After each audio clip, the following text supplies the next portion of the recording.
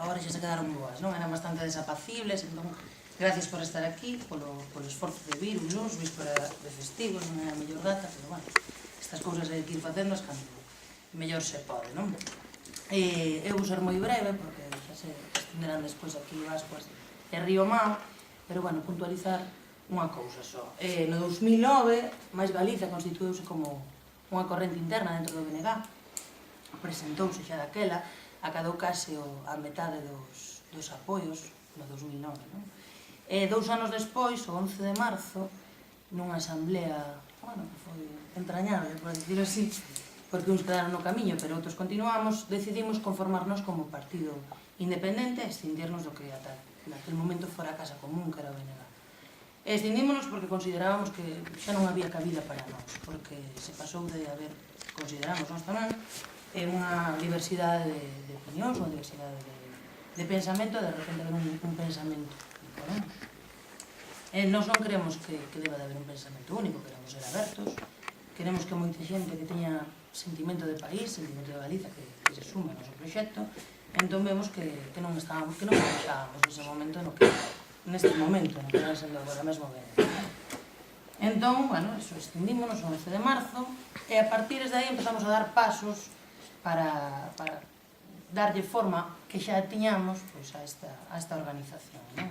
Xa na comarca xa tiñamos representación en todas as localidades, pero agora o que estamos facendo é pois, darlle como esa oficialidade a esas asambleas ou a esos grupos locais.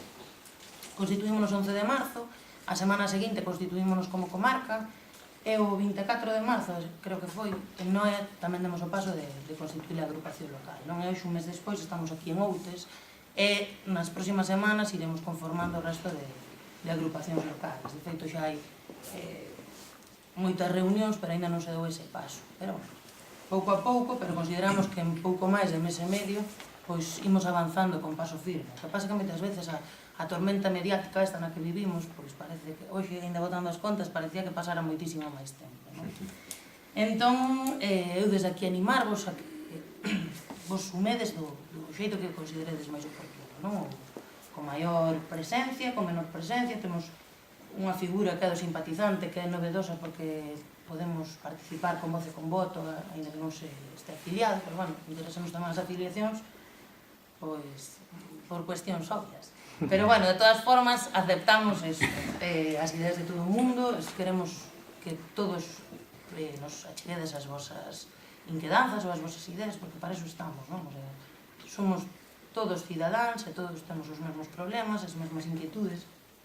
E, bueno, dende aquí animar, eso, seguir un pouco, animándolos a todos a continuar, en que sexa un pouco difícil, en que os tempos sexan difíciles, e tamén pensar que non somos todos iguais, que realmente